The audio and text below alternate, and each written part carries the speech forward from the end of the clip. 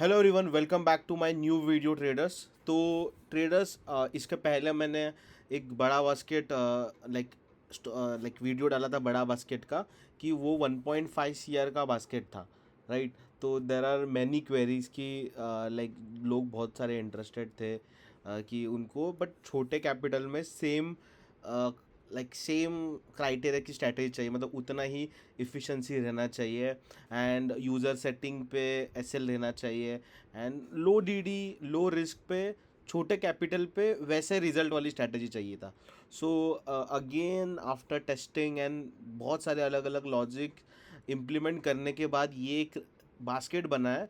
वो 1.5 ईयर का previous video if आपने नहीं देखा रहेगा तो डेफिनेटली जाके देखो, वो भी अच्छा बास्केट है।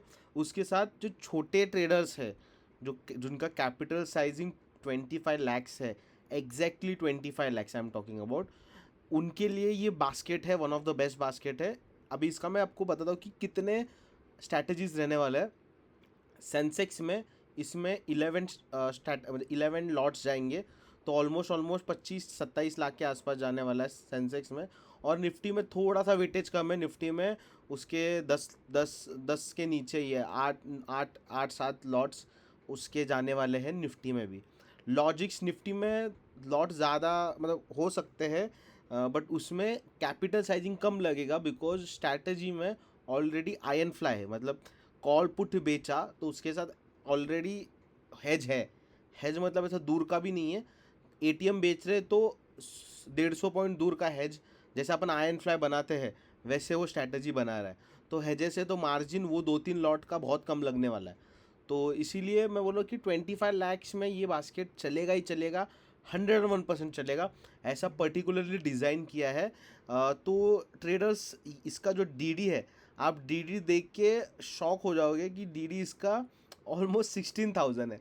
अभी इसके ऊपर और क्वेश्चन आएंगे लोगों के कि 60,000 डीडी कैसा है, 18 अप्रैल के दिन क्या हुआ। तो सी 18 अप्रैल के दिन स्ट्रैटेजी में, और उसके पहले भी एक सेंसेक्स का बड़ा स्पाइक आया था, उसमें क्या हुआ।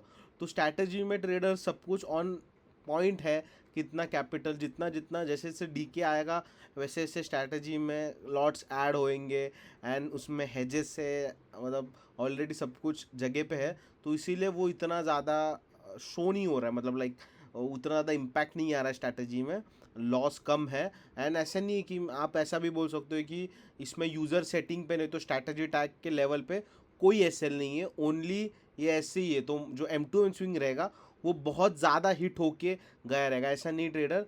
इसमें M2 मैक्स एसएल भी रखा है जो कि 1% का रहने वाला है, 1.2% का रहने वाला है, जो यूज़र सेटिंग पे जाएगा। बट 18 अप्रैल के दिन भी 1% के आसपास भी नहीं गया था M2M SL। तो मैं बोल रहा हूँ कि M2M SL कैसा रहता है कि कोई भी स्ट्रैटेजी अपन रन कर रहे हैं तो उसने समझो कि 1 लाख तक वो लॉस दिखाया एंड देन 20,000 पे क्लोज हुआ ग्रीन साइड में, तो उसमें मतलब नहीं है। तो उतना इतना आप M2M स्विंग झेल सकते हो क्या, आपका साइकोलॉजी इतना स्ट्रांग है क्या। तो ये 25 लाख के हिसाब से ये स्ट्रैटेजी में 25,000 का भी M2M स्विंग नहीं है, उसके नीचे है। तो ये लो रिस्क लो रिवॉर्ड क्राइटेरिया, रिवॉर्ड तो अच्छा ही है। इफ़ आप चेक करो इसके ग्राफ्स देखो दिन में ट्रेडर्स, बहुत ही अच्छे ग्राफ्स है। इफ़ मंथली आप इसका लुकआउट चेक करो तो कंसिस्टेंट लेवल पे स्ट्रैटेजी पैसा दे रहा है। बट ये निफ्टी में देखो प्रीवियस 2 दिन से इसमें पैसा लग रहा है, बट एक लिमिटेड अमाउंट पे पैसा लगा है, इसका मैक्स एसएल नहीं गया है। क्योंकि जो प्रीवियस 2 एक्सपायरी थे निफ्टी के, वो one of the difficult expiries थे। बट वही टाइम पे सेंसेक्स ने उसने पैसा दिया है, अच्छा खासा दिया है। तो ये ऐसा सेंसेक्स में उस दिन बहुत ज़्यादा लीनियर डीके आया था, तो वो टाइम पे आप ऐसा इमेजिन नहीं कर सकते कि एक्सपेक्ट नहीं कर सकते कि बहुत अच्छा पैसा मिलेगा।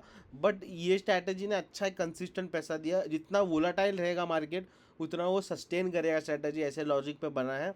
तो आप देख सकते हो ऑलमोस्ट 15 lakhs आपको ये प्रीवियस ईयर में बने, और ये साल भी ऑलमोस्ट 7.3 तक है। बहुत कंसिस्टेंट स्ट्रैटेजी है। और मैं यहाँ पे डेज कोलैप्स करके दिखाता हूँ आपको, कोई भी दिन आप देख लो कि 30,000 के ऊपर लॉस दिखता नहीं रहेगा ये स्ट्रैटेजी में। एंड क्योंकि यूज़र सेटिंग के ऊपर ही उतना एसएल नहीं है, आप कभी भी चेक करो, इसमें कुछ भी चेक करो, 30,000 के ऊपर इसका M2M स्विंग दिखेगा ही नहीं। बिकॉज देखो 18 अप्रैल के दिन 29,800 तक गया था, वो भी 13 जब स्पाइक आया था तभी। उसके ऊपर जाएगा ही नहीं ट्रेडर, बिकॉज M2M जो मैक्स एसएल है वो यूज़र सेटिंग पे ऑलरेडी है। राइट, 1.3% का ऑलरेडी 1.2% के आसपास ऑलरेडी है, ठीक है। निफ्टी के लिए थोड़ा ज़्यादा है, सेंसेक्स के लिए थोड़ा कम है। तो ये सब ऑलरेडी स्ट्रैटेजी में है। ये स्ट्रैटेजी में क्या क्या लॉजिक्स है मैं आपको बताता हूँ। स्ट्रैटेजी में डायरेक्शनल पोर्ट्स है, बाइंग पोर्ट्स है, आयन फ्लाई की कंसेप्ट है, डीके पोर्ट्स है। तो आपको ट्रेडर्स अभी जो भी आपके री एंट्री बेस्ड स्ट्रैटेजी रहेंगे, री एग्जीक्यूशन बेस्ड स्ट्रैटेजी रहेंगे, उससे आपको थोड़ा इवॉल्व होना है। आप निफ्टी के प्रीवियस एक्सपायरी जाके देखो, इट वॉज वेरी चैलेंजिंग, और उसमें आपको सस्टेन करना है तो you have to have very good system. Like आपको ऑप्शन नहीं है टू, इफ़ आपको स्केल करना है, पैसा कमाना है, तो आपके पास बहुत ही बेहतरीन सिस्टम रहने चाहिए जो ये बाज़ार में टिक के रहे। ऐसे कर्व फिटिंग वाले लॉजिकल इलॉजिकल सिस्टम नहीं चलने वाले, जो सिर्फ री एंट्री मारते रहेंगे हर एक टाइम पे आके। तो 9-16 पे एक लॉट, 10-16 पे एक लॉट, वो चलने नहीं वाला है। और री एंट्री मारोगे आप, वो नहीं स्केल करने वाला है। बाजार एक साइड का एसएल लेगा, फिर से री एंट्री चालू भी होगा, देन पुट का भी एसएल लेगा, देन फिर से कॉल का भी लेगा, और हर घंटे में नया आपका स्टैडल बैठेगा, वो सेम करेगा। और डायरेक्टली 1445 के बाद, नहीं तो 1450 के बाद, नहीं तो 3 बजे के बाद डीके कर देगा, नहीं तो 250 के बाद डीके करना चालू कर देगा। तो और समझो कि आपने बोला 250 के बाद मैं चालू करता हूँ स्टैडल बेचना, तो वो ऐसा दिन, सेंसेक्स के दिन पूरा एकदम लीनियर डीके दे देगा। तो आपको ये सारे गेम में सरवाइव करना है, तो आपको स्ट्रैटेजी बहुत ही अच्छा इंपॉर्टेंट है। क्योंकि देखो एक ही यही मंथ में, जुलाई मंथ में ट्रेडर 2 दिन आए जब भी सेंसेक्स में पूरा स्टार्टिंग से लेकर एंड तक सिर्फ डीके हुआ, एक भी स्पाइक नहीं है। निफ्टी के दोनों एक्सपायरी ऐसे आए कि जिसने पैसा ही दिया नहीं। तो मतलब आपको इससे क्या समझ में आ रहा है कि कभी लीनियर डीके आएगा किसको पता नहीं, और कभी बहुत नेक्स्ट लेवल वोलेटिलिटी रहेगी ये भी पता नहीं। तो आपके पास सिस्टम ऐसे रहना चाहिए कि वो टैकल करते रहे, डीके आए तो भी पैसा आना चाहिए, नहीं डीके आए तो भी लास्ट तक सिस्टम सर्वाइव होना चाहिए। So this is all trader. I hope आपको ये वीडियो अच्छा लगा। नेक्स्ट वीडियो में मैं आपको ये सिर्फ निफ्टी का अलग दिखाऊंगा, सेंसेक्स का अलग दिखाऊंगा, इफ़ लोगों की डिमांड रहे। ये स्ट्रैटेजी के ऊपर किसी को डाउट है तो डेफिनेटली मैं आपके डाउट सॉल्व करूंगा। And one more thing traders, मैंने ये सबके लिए एक नया इनिशिएटिव लिया है।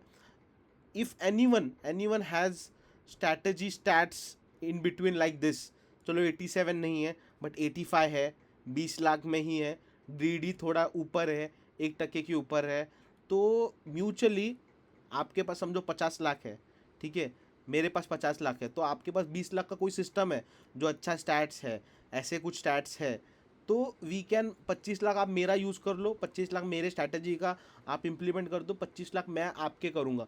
बट स्ट्रैटेजी के जो स्टैट्स होने वाले हैं वो इसी के बराबर होने चाहिए। मैंने इसको बनाने के लिए इनपुट लगाया, राइट, तो आपके पास भी ऑलरेडी आपने कुछ इनपुट लगाया रहेगा, आपके पास ऐसे कुछ पोर्ट्स रहेंगे, स्ट्रैटेजी रहेंगे, तो वी म्यूचुअली कैन शेयर। क्योंकि मैं प्रीवियस वीडियो में भी सेम बोला था, it is fight between not about retailers, it is between the big trader, big player and अपने रिटेल बीच में वो फाइट होने वाला है। सो इफ़ आपके पास कोई स्ट्रैटेजी है कि जिसके स्टैट्स ऐसे हैं, मेरी स्ट्रैटेजी है 25 लाख में चलेगी, तो we can mutually share it, and इसका विन विन हो जाएगा बोथ ऑफ द ट्रेडर्स के लिए। So that's all for this video traders. I hope आपको वीडियो अच्छा लगा, कुछ इन्फॉर्मेशन वाला लगा। एंड ये जो प्रीवियस आप करते आए हो री एंट्री, उसको बंद करो। There are plenty of option, you can try on start idling systems, उसके बाद आयन फ्लाई जैसे सिस्टम्स, डीके, range breakout, there are plenty of options are available in the features of backend. जो आप try करो, डेफिनेटली आपके बहुत अच्छे पोर्ट्स बनेंगे। तो thank you so much for watching this video, take care, bye bye. And आपके जितने भी ट्रेडर दोस्त हैं उनके साथ शेयर करो, एंड कुछ भी रहेगा नीचे हमारा व्हाट्सअप नंबर है, you can message me. Thank you, bye bye.